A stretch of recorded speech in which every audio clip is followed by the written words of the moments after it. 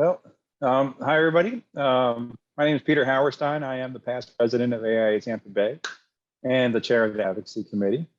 Welcome to you all to our fourth annual Voice of Architecture Economic Outlook panel discussion.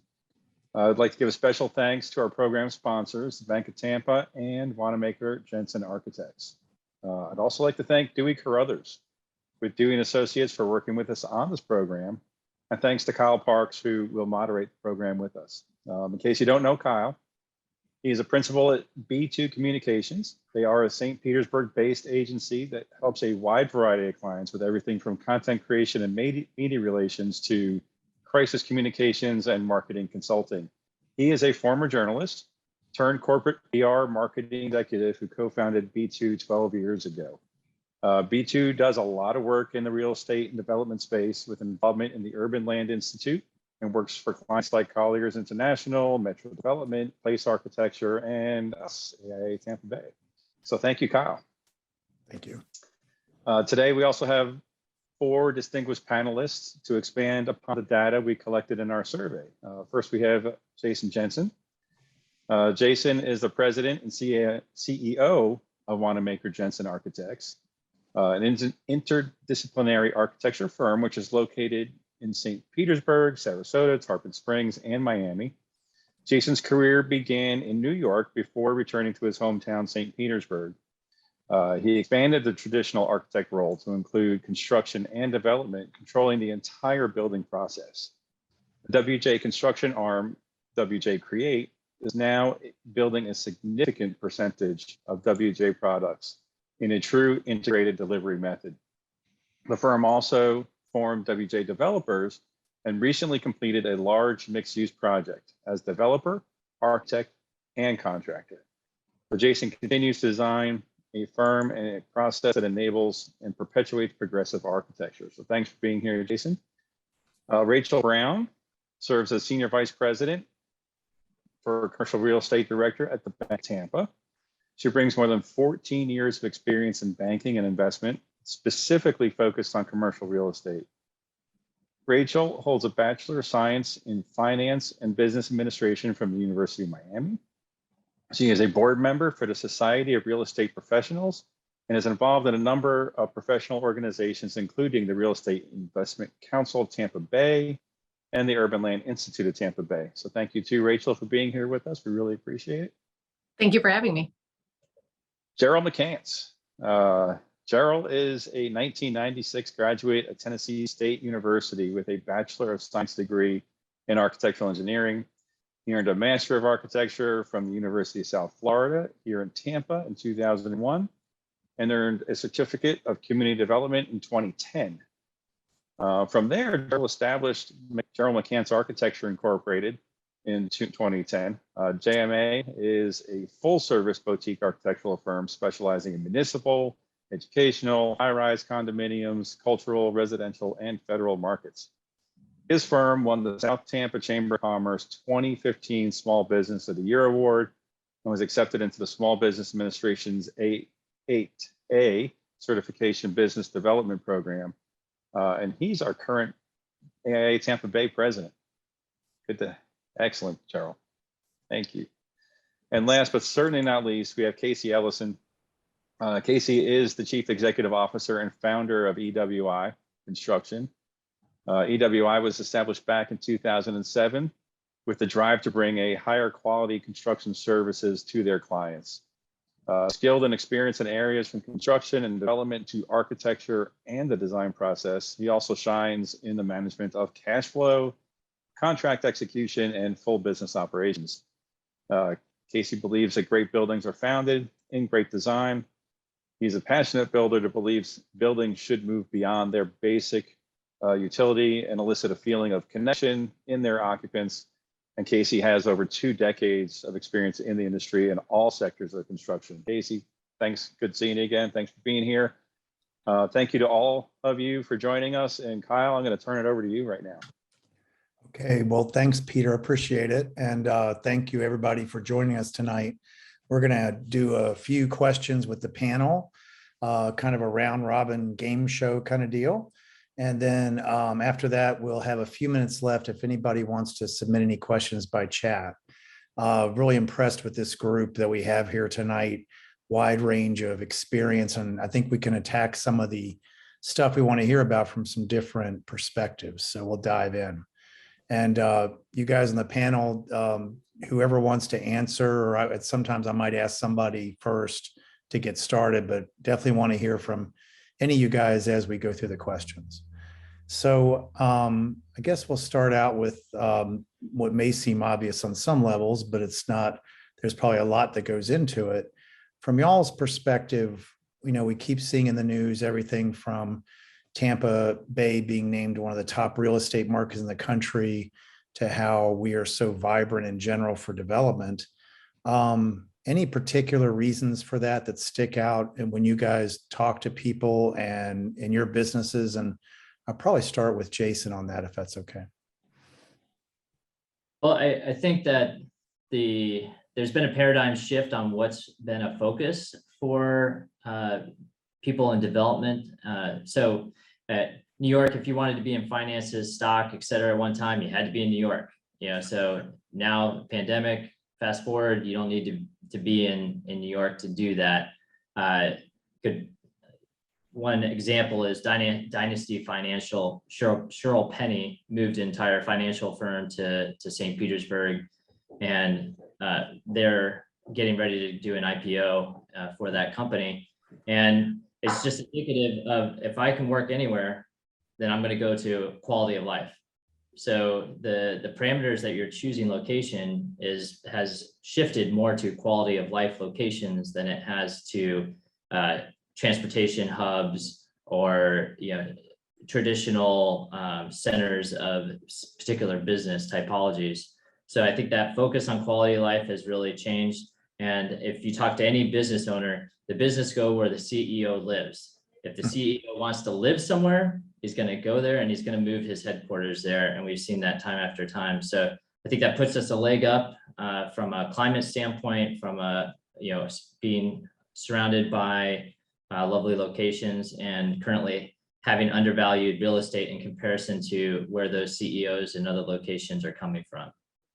Okay, good. Any other panelists want to weigh in on that question? Yeah, I'll jump in. So I get phone calls constantly from people that are outside of the state looking to move here. And I keep hearing the same refrain over and over again, that the market is so hot down here, they can't get the same kind of returns. They aren't seeing the same kind of growth. They aren't seeing the same excitement from where they're coming from, and that how do they get into this market?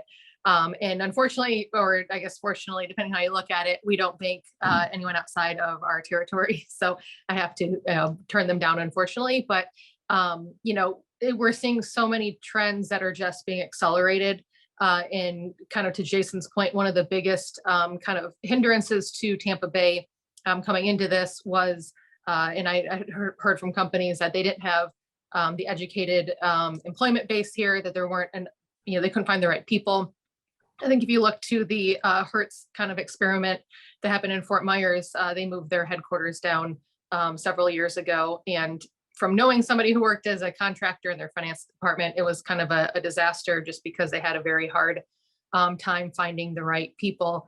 And now that final, hindrance, I would say, to the kind of west coast of Florida isn't really there anymore. Being able to move wherever you want and not having to be in the city where all the job opportunities are have led to, people flooding down here, which is just going to bring more and more companies down here as well. So again, just kind of fast forwarding a lot of things that were happening, but COVID helped kind of break down that last barrier.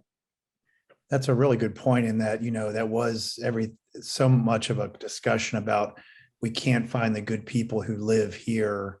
That world has changed. That's something I think a lot of people don't think about. You guys have more on that?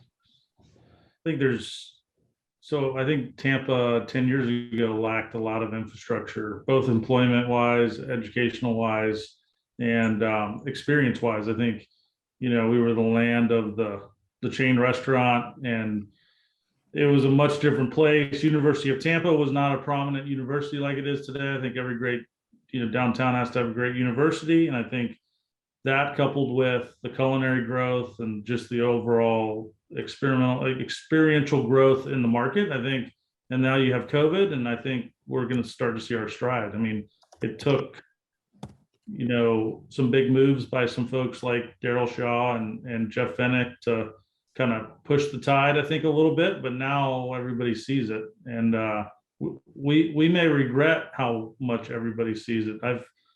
Of three of my major clients in the last 6 months have all decided they're relocating here from Chicago, LA, and New York. So it's an interesting, it's happening every day.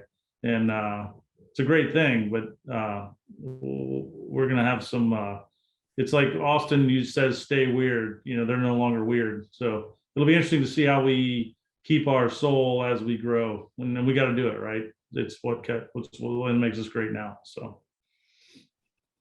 And I'll just add on, being someone that's a transplanter, a long-time transplant from the southern part of the United States, and having worked in Nashville and Atlanta and in Tampa, when I moved to Tampa, it seemed to be a city that was on the edge of being the next great American city, because I guess you rank cities from one classification 1 through 4, like Tampa was kind of at 3-4 level, and Atlanta, Nashville, and DC are those 1-2 levels. I think what I've seen with the development, sort of what the rest of the panelists have said about the influx of different type of businesses, and also having an education base and having people relocate with that knowledge base, and it seems like Tampa has turned that curve to be a next great American city, to move from that 3rd tier to 2nd tier. And so that's kind of my perspective outside looking in. So it's a combination of things. And yeah, definitely COVID kind of spurred that on, with people wanting to relocate. And then also with the demand of seeing the potential of what the area has been. And then with that influx, it kind of had a double whammy effect and accelerated things faster than, say, the national average. Cool. Well, to Casey's point, I think always when they're with great success comes challenges. So certainly, I think I just saw something cross about the monthly inflation number for Tampa Bay was 9.6, which is kind of eye-opening. But inflation is on everybody's mind. We're going to talk some more about construction later in the panel discussion. But what are you guys hearing as far as what could slow this down going into the later 2022? Inflation, hearing a lot of talk about in these prime locations, the land costs are getting really tough. And we seem to be going through the pandemic, cross the fingers right now in Florida pretty well. But supply chain, of course, I could keep going. But of all those things and everything else, Casey, maybe we'll start with you on that. What are you guys hearing that jumps out of all that?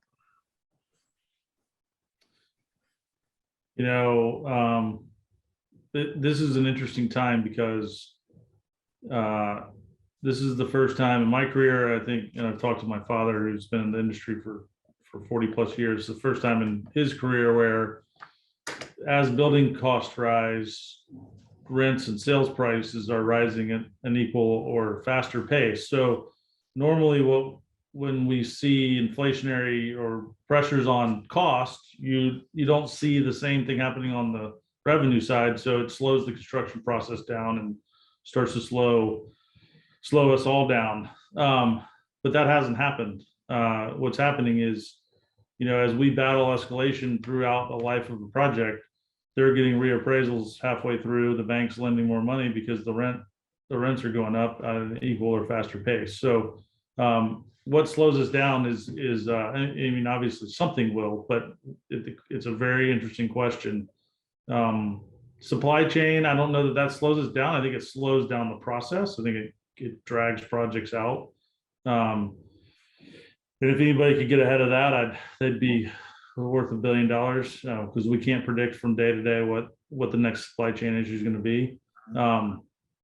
So the answer to the question is, I don't know what slows us down. I think if you look at an Austin, a Nashville, a Dallas, and Atlanta, and you study those markets in 08, 09, when we got crushed, they didn't really skip a beat.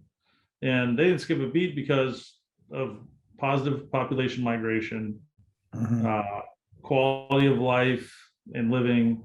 And so we are kind of modeling that right now. So my hope is that whatever slows down the macro economy, that our micro economy can kind of continues on and pushes forward. So I hate to be the optimist, but I just don't see what, I don't see what slows us down unless that balance starts to get, or unless costs do start to outpace the revenue side. And then that will eventually slow down the overall process. So. Anybody? Go I ahead. think you have to look at, I totally agree with those comments. I mean, it's been keeping up. You see the price of construction go, but then the price of the sales price goes up. So you're equaling those out. The projects that fall through the cracks are the projects that are your nonprofits, your schools, your other types of, a museum, for instance, Woodson Museum. You think about like, what's your revenue stream? Well, there isn't. So there's quality of life that we're talking about. That's one of our advantages. A lot of those types of projects fall through the cracks because those are just getting hammered with higher construction costs and have no way to really recoup those costs. So it's something for us as a society to be aware of, and also that kind of middle income buyer that their wages aren't necessarily keeping up. So to keep a balanced economy, we need workers at every level. So how do we provide that middle income housing stock for those that we're able to subsidize from a government and other standpoints, tax credit financing on the lower end, and we are able to sell high price because we have all this money coming in. But that middle buyer, I think, is something that we need to address as a community, how we provide that high housing stock moving forward. So equity and affordability is still going to be an ongoing question. Okay. Yeah, I'll just say with I look at it sort of like the basic fundamental rules of economics, right? Supply and demand. I think because of Florida has that double whammy effect where you got the COVID migration, you got the influx of different businesses that's higher than national average. You got more employers that's wanting to hire more here. So it's like, it's going to take a number of factors for the economy here, I think, to slow down, as opposed to looking at another city, which might take one or two issues to see some slow movement and growth. It's going to take a couple more factors for it to affect Florida.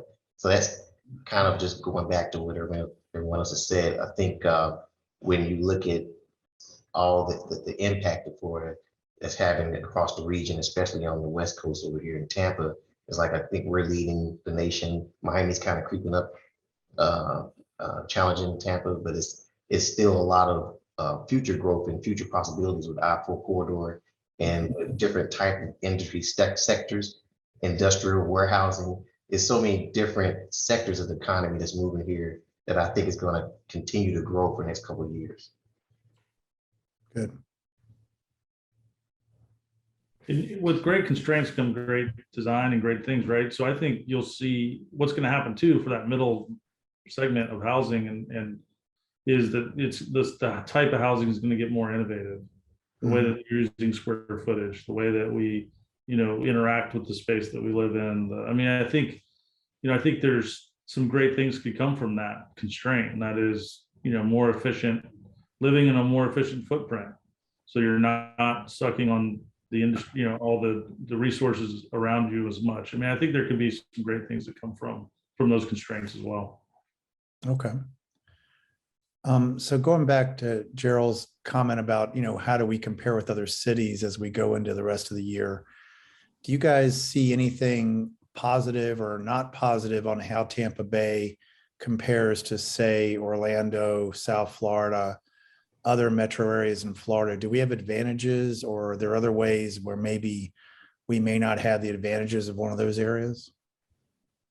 I think one of the biggest advantages compared to a lot of other, like Orlando, especially if you can compare it to Orlando, is we have the beaches and the industrial access points with the expressways. So to be able to have such a well-rounded geography really lends itself to kind of not only having the ability to have the transportation capabilities, but also have the work-life balance.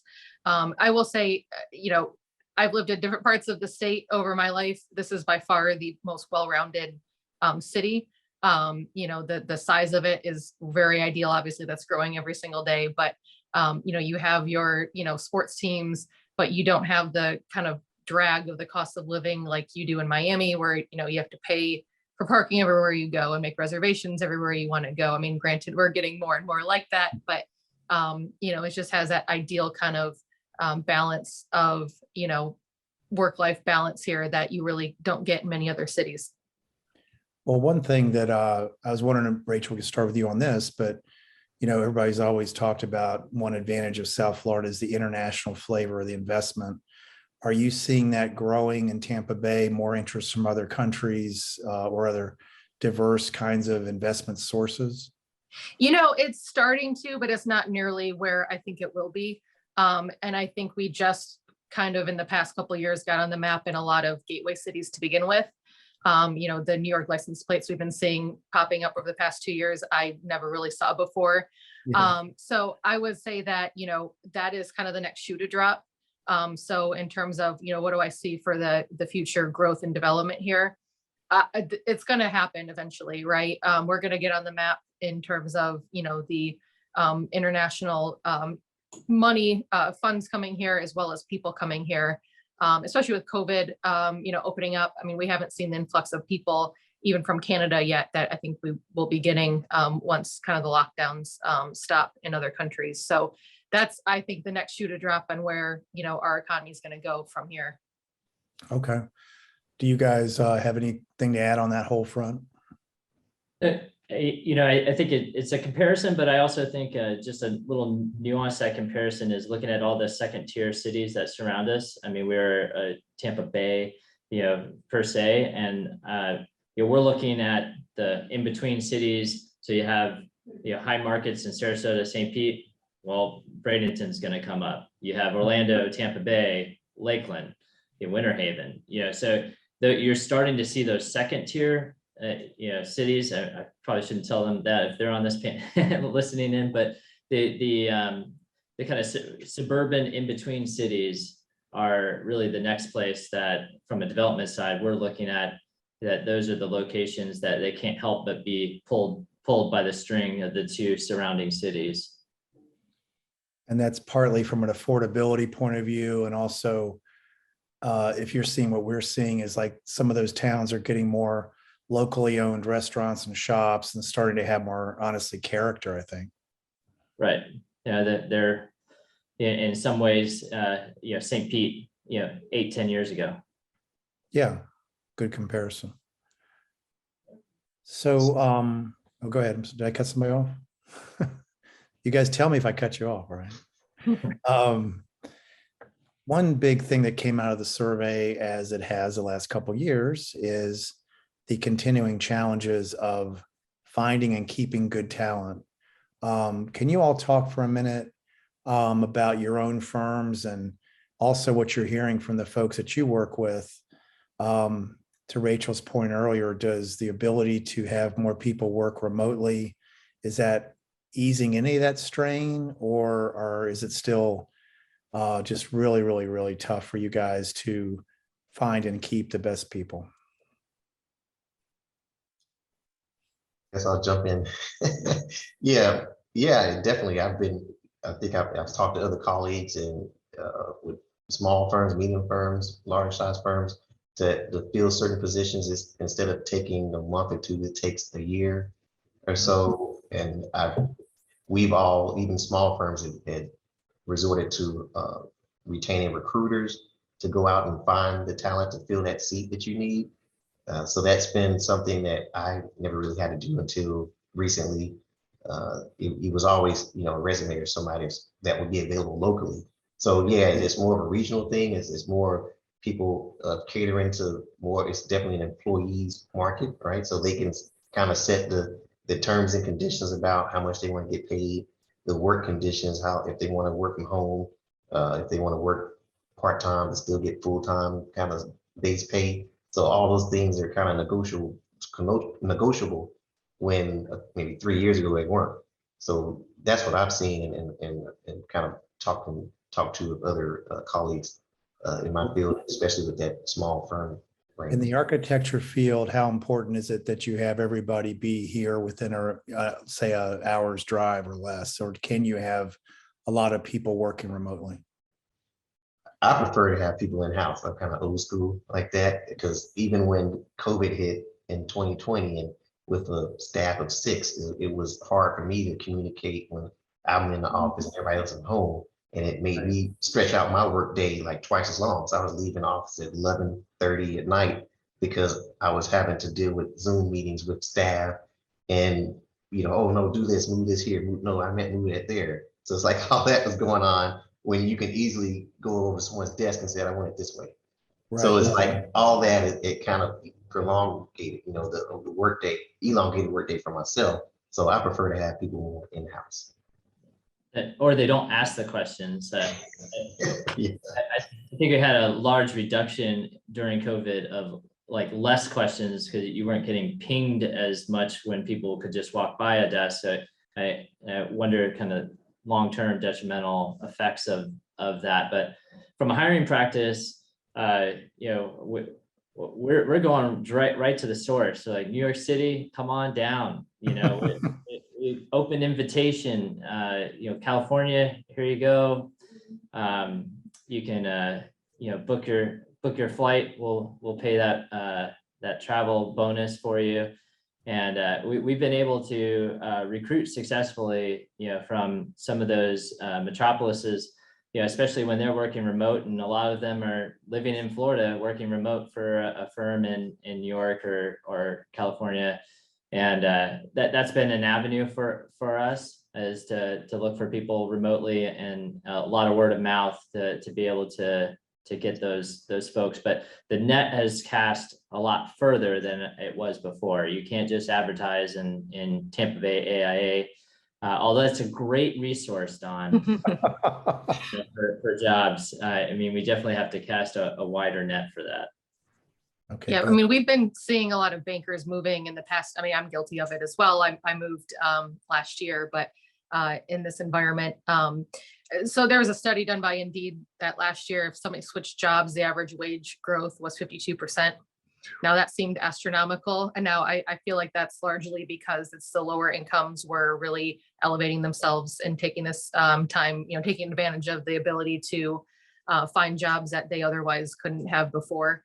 But we're seeing it a lot on the lower end of our pay scale as well. As a bank, it's just very hard to keep the tellers and the people that are facing our customers every day. And part of that too is just the kind of environment. People are a little crankier, I would say, dealing with COVID shutdowns and our lobby maybe not being open, or Right. what have you. And so it's the customer service it's a little harder to want to give when feel like you're being underpaid, and you're dealing with the same issues they're dealing with, and you don't want to hear it either. So it's been hard to keep kind of the entry level or lower level jobs, and the pay just has to increase to keep up with it. Right. Casey, anything on the construction front you want to talk about? From the construction front, we battle the same. Finding good people, keeping good people obviously is tough. We are also recruiting from Chicago, New York, Indianapolis. We've secured quite a good talent out of Indy, and we're not just asking recruiters here to go recruit there. We're actually hiring recruiters there. So definitely a lot of that going on. As far as working from home, I've found that some of our support staff can do it, but our project teams, it just doesn't work for us. So, and during the COVID shutdowns, I don't think that we had one day where we were actually shut down. So, but that being said, I think money is a lot to do with it, but I think supporting your people and providing them with opportunities for personal growth and professional growth, I think is a big deal, and we try to really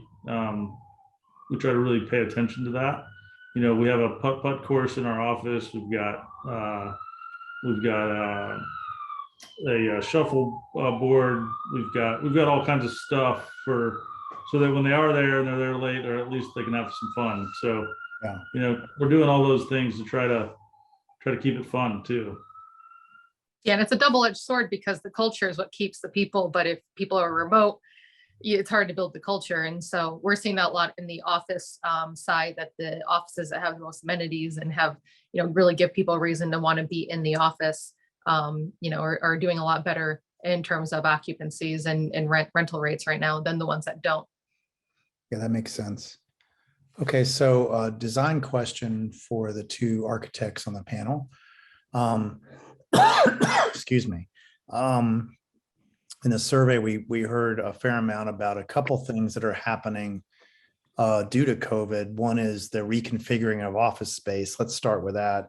For the office work you guys do, excuse me, I'm sorry. Are you guys seeing different kinds of thinking required about, how to reconfigure space, or are still a lot of owners still kind of waiting it out and saying, we're still not sure what this is going to look like long term?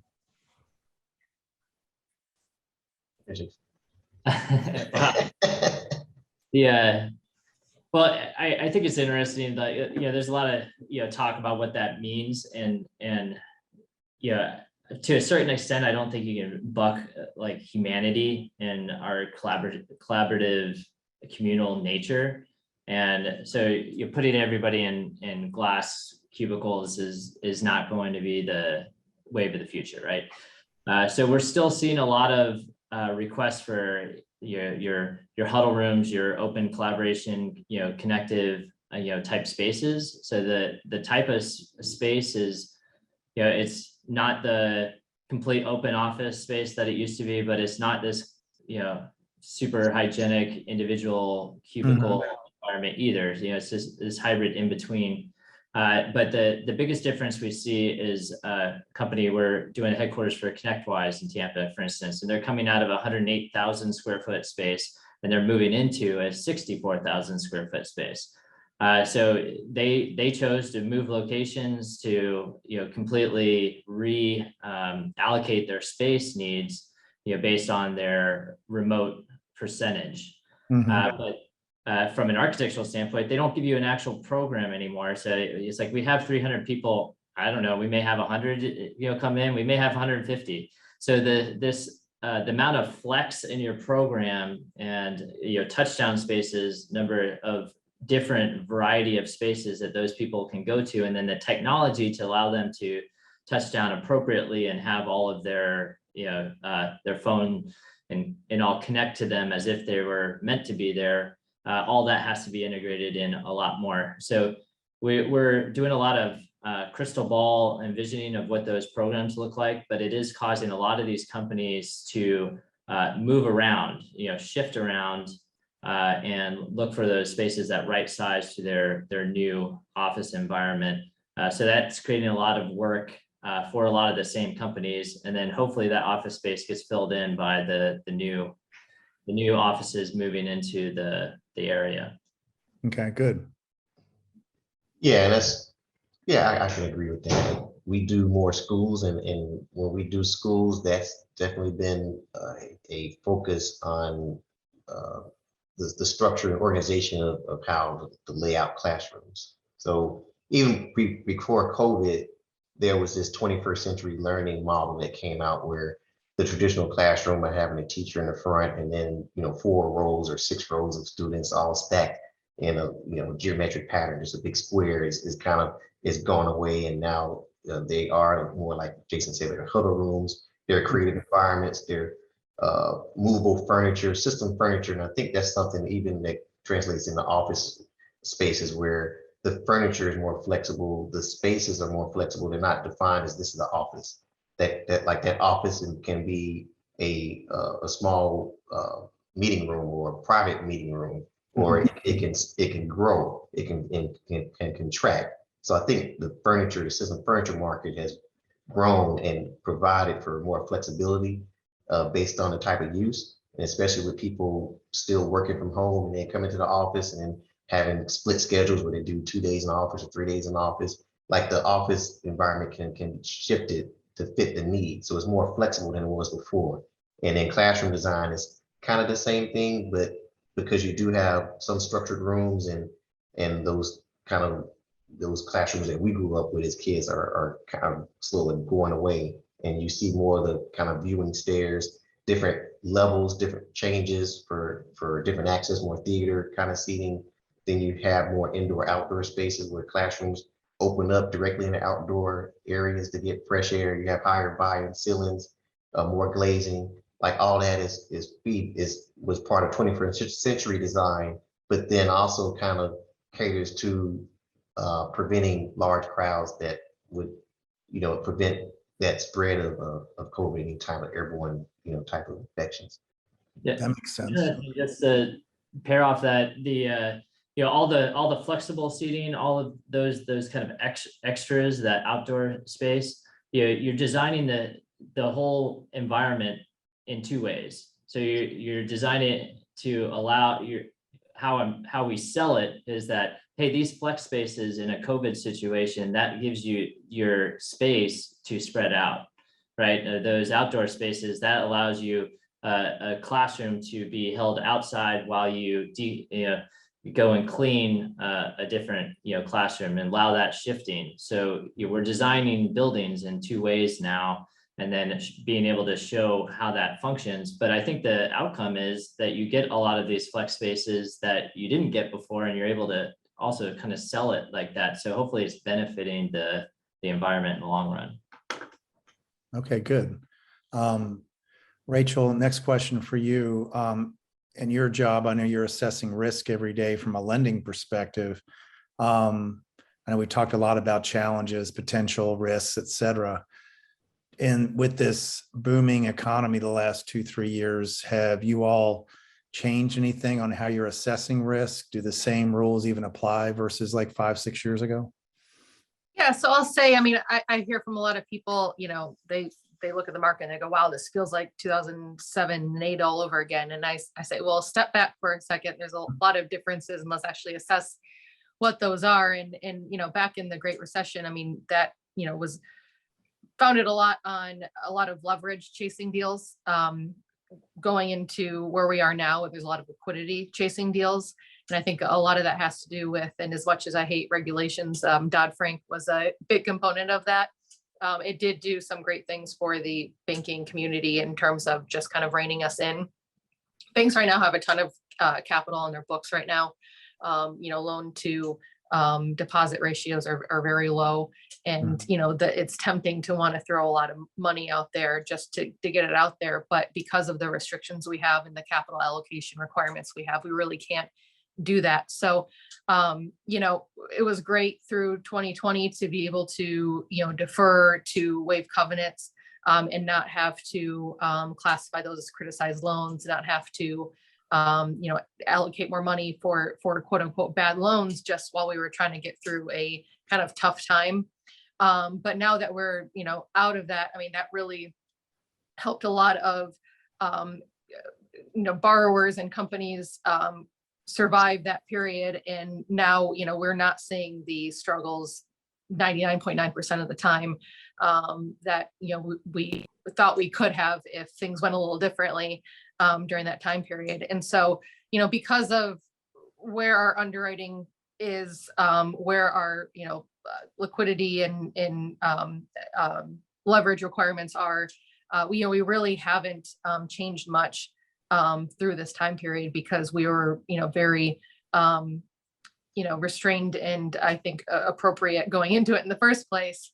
And, again, back in 07, 08, you saw a lot of pro forma underwriting, people, banks underwriting to what, oh, this will continue forever, 30% rent growth last year. Let's also, assume that's going to continue next year. We're not doing that. We're still underwriting to today's values, today's rents.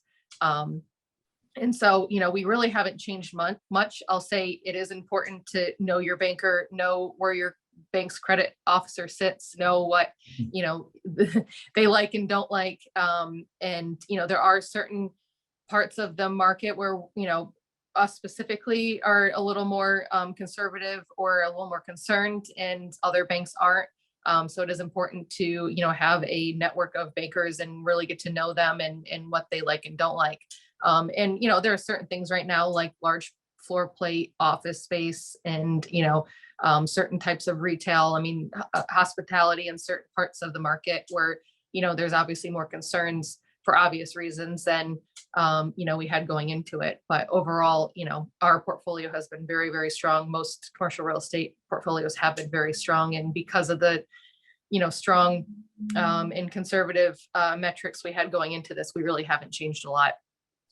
Are you seeing more deals being done where there's several banks or several lenders involved because maybe one institution doesn't have the risk for the whole thing? And also, two-part question, are you seeing more referrals from banks like yourself to maybe more non-traditional lenders?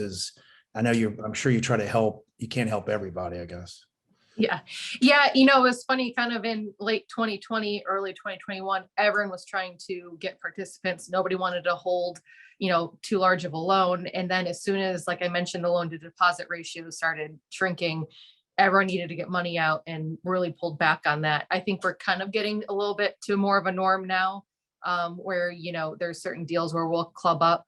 Not really so much with non-bank entities, for multiple reasons. A, their structure is a lot different. And B, there's a lot of capital out there that, you know, they don't want to. The debt funds and the mezz lenders and what they don't really want to work with us as much because they need to get that money out there too. So, you know, we're more competition at this point. Okay. Casey, next question for you. I think we were talking about this beforehand, but, you know, I'm really kind of not exactly wishing I was in construction right now, having to do bids that where prices may be different 30 days from now. You had some good thoughts when we were talking. How are you handling that for you guys to make a bid or to try to lock down prices in this kind of crazy environment? Yeah, so it is a very interesting time from that perspective. So we are strongly encouraging the development partner to hold an escalation clause, and we're doing the same. As well as we're buying things out at a very fast rate. So we will push hard on the front side of projects to buy everything as quickly as possible, get POs out the door. But at the same time, that doesn't always hold. So really, I mean, everybody involved has to be responsible with it and understand the environment that we're in.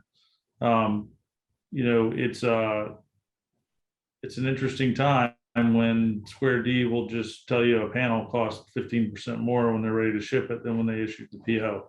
And, you know, to combat that, we're working with ABC locally to start kind of pushing back on the suppliers a little bit as far as that's concerned. So, you know, escalation it's a bear, but we're dealing with it. You know, the other thing, like with lumber and steel, some of the commodity pricing, you know, when we go into a GMP now, there's qualifications and clarifications that tell you what the strike price of that commodity is. If it's, you know, lumber is right now at $1,200 per 1,000 board foot. So, you know, we'll have a strike price in the budget of whatever it is that day, or if the group thinks it's gonna come down, we'll put it at 880 or 800. We do the same thing with steel. So it's a dynamic time, and we're trying to protect us as well as the owner on a daily basis from that perspective. On the commodity pricing, I mean, do you have folks on your team that just specialize in studying that and understanding that, or is it more that your leadership and your project managers need to be kind of generalists who know that stuff? No, well, 8 months ago, we wouldn't have really studied as hard as we do. But we now have two analysts, one that's in Chicago and one that's in Orlando. They're not full-time employees, but they report to myself, our leadership team, commodity pricing every morning and every afternoon. Wow. So we're watching it constantly, trying to figure out how to, when the right time to buy is, what are the pressures they give us, not just the pricing, but the pressures, where they think the pressure is coming from. So we can monitor whether it's a tariff with, Canada, or, a lot of countries, China, Vietnam, India, have zero COVID policies in their factories. So if one person gets COVID, they'll shut the whole factory down. And as much as we talk about it, we really don't realize how many things that we buy touch those markets, whether in the smallest point, it could be a tiny little piece of the component of something. And so, until those start to go away and we start to push some more labor back in, that there's this 3 million people that the economists say are still, we don't know where they are. They've left the job market. We need those people to come back. So, I mean, there's all kinds of factors at play right now that are causing the supply chain issues that we're dealing with. Excellent. Thank you. That's really good, informative. So last question before we have a couple minutes before anybody wants to ask questions to you guys. It's like lightning round time. If I was going to ask you, where are we going to be with the development economy a year from now? Doesn't have to be one word, but let me know what your quick answer would be. I can't give a quick answer, but I'll say that Freddie Mac still sees rent growth of about almost 8% for next year. So that's almost 4 times what it normally is, 3 times what it normally is. So I concur. I don't think we're building fast enough to keep up with it. We just can't because of supply chain and labor issues and everything else. So do I think it will continue at 30+%? No, but it will. There's still a bottleneck. Okay.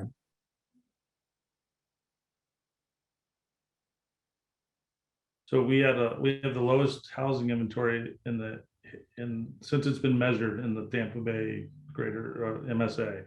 So we're at a deficit of almost 46% of what we need. So until that starts to correct itself, I don't know how. I mean, there's wage growth that has to happen and other things, but I think the fundamentals tell you that it's going to be an expansion economy for at least another, 24 to 36 months. Okay.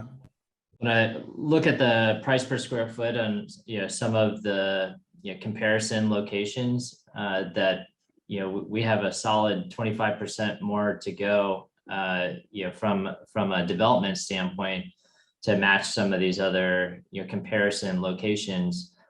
So from that standpoint, we go up and maybe we get to that point and start to plateau, but that's not going to be in the next.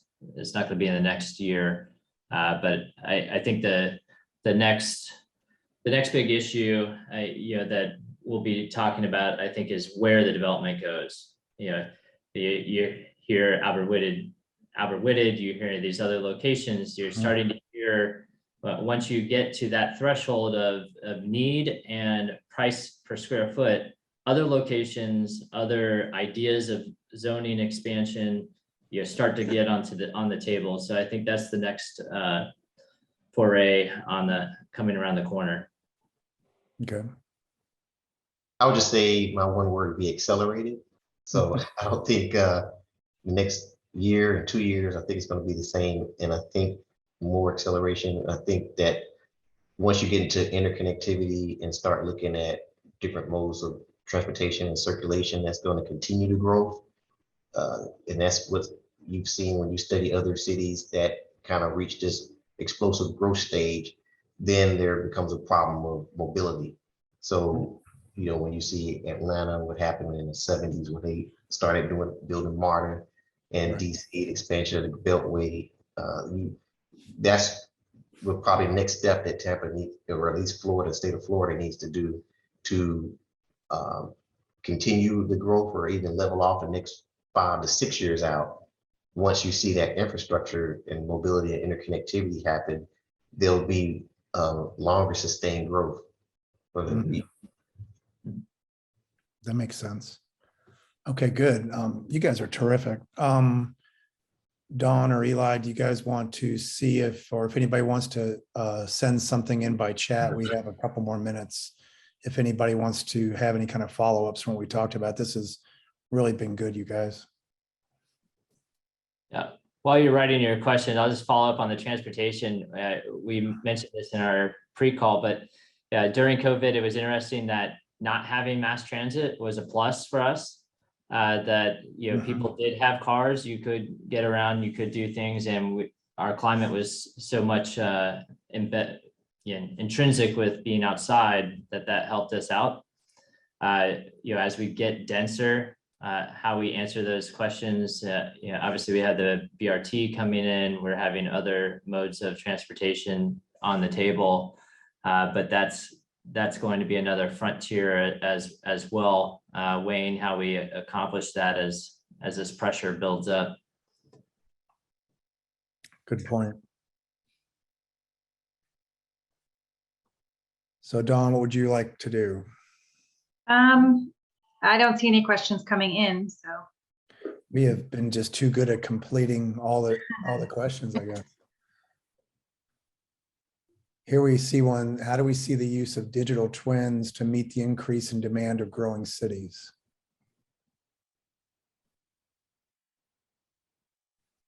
Digital by mean of what, virtual?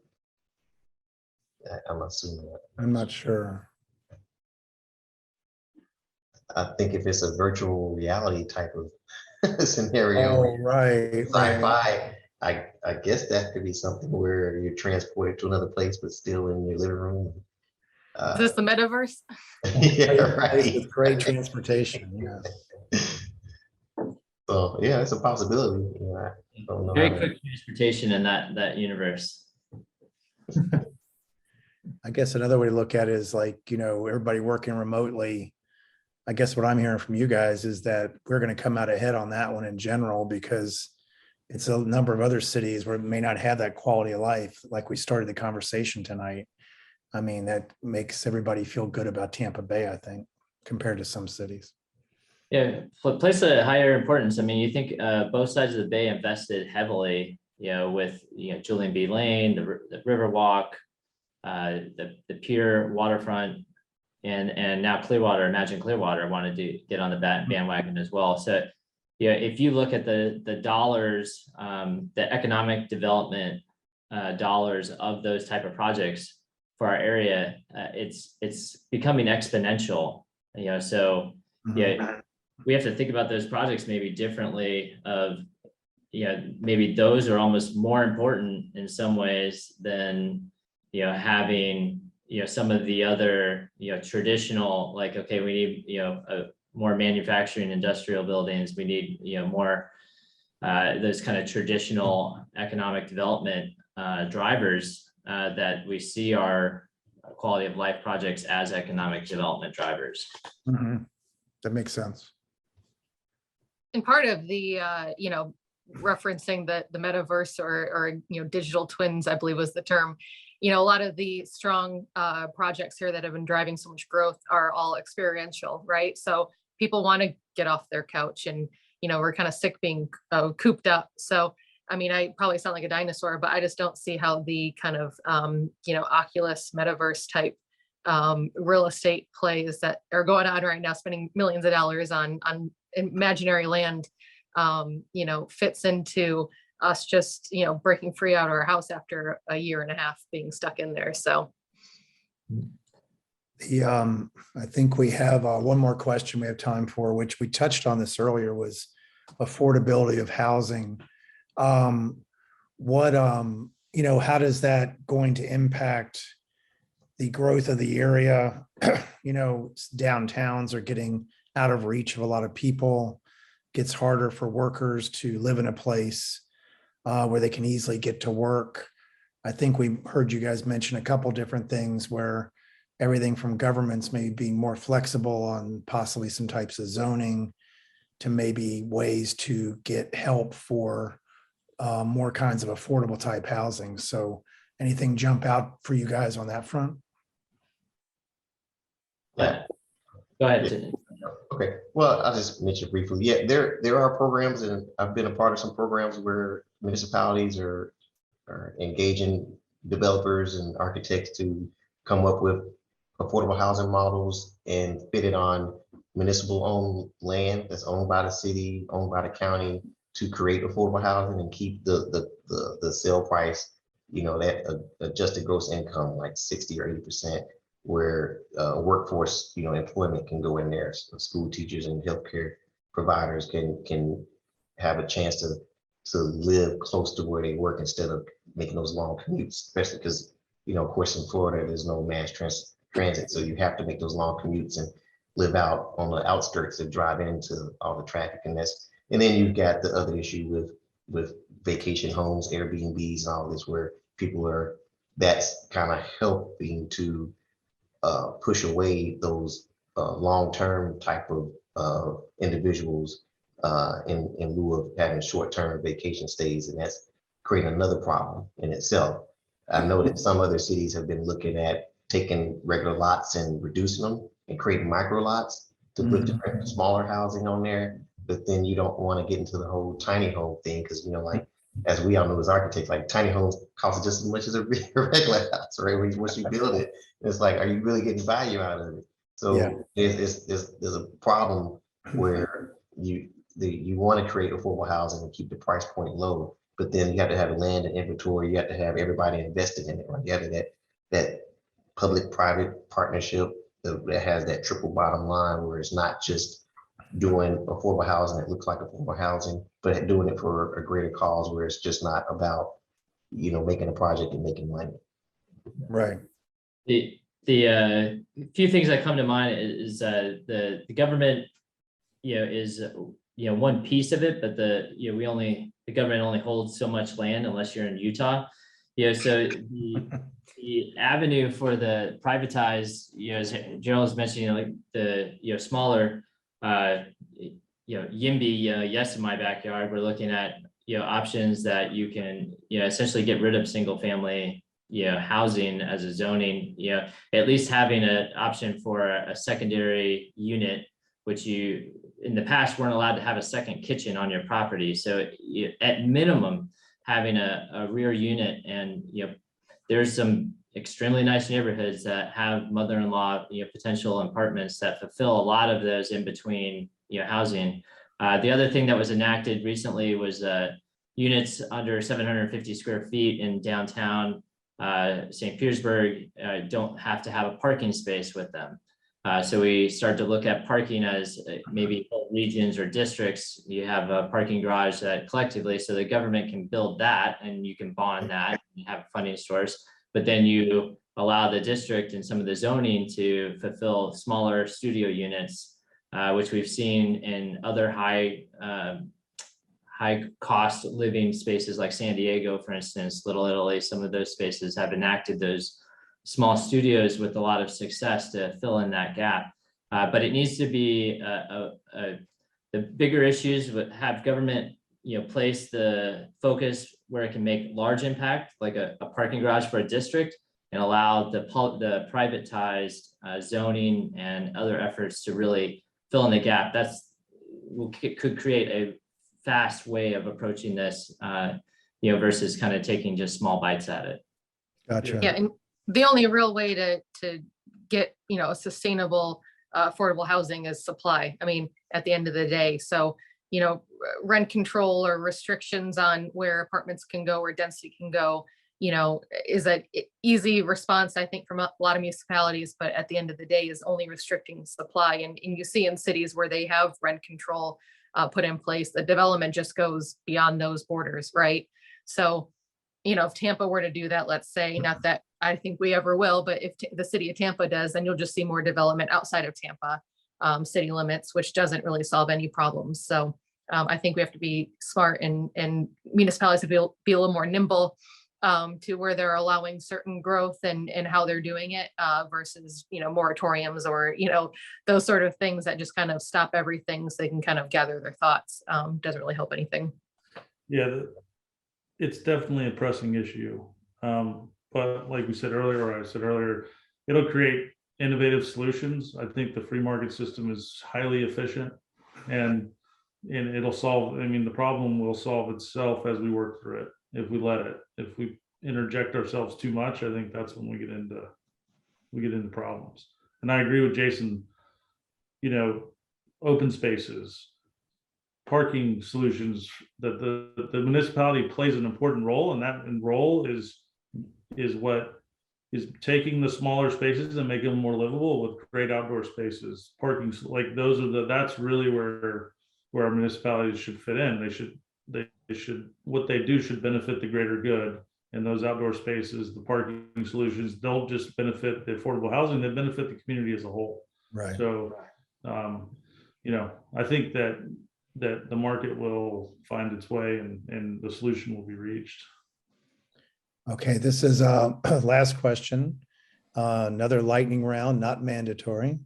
We have a question about if there's any one thing right now that's keeping each of y'all up at night as you look at the rest of the year. Is there anything that jumps out of all the things we've talked about tonight? Yeah, I'm still working. 7. Yeah, I would say that capacity, yeah, and timelines is, it seems like with everybody wants stuff now or yesterday. That's always been, you know, the course of my career. But then COVID kind of accelerated that even faster. When they want stuff last week, and it's like, okay, well, you do know that there's all these issues, supply chain issues, and everything going on, but everything's even more accelerated. I have a 13-year-old daughter. She keeps me up at night, worried about her. But you know, managing growth, right? I mean, that's a challenge. How we do it, I don't know, but we're working. I guess it's a good problem to have, right? But definitely, that's the biggest factor that is keeping me up at night right now. Okay. Yeah, and kind of to Jason's point, just working so hard that you're not sleeping. There's so many opportunities out there that we're looking at that it's just a lot of, you know, I don't have the bandwidth for all of it right now. Right. Yeah, a high class problem for sure. Okay, well, good. Well, I want to thank you guys. This has been tremendous and really appreciate your time on this. So Dawn, back to you. Yes, thank you all so much. This has been great. We're going to have the recording posted on the AIA website probably by tomorrow. So we can share that link with everybody if you want to pass that out. Thank you very much. Great. Thanks, everybody. Thank you. Thanks.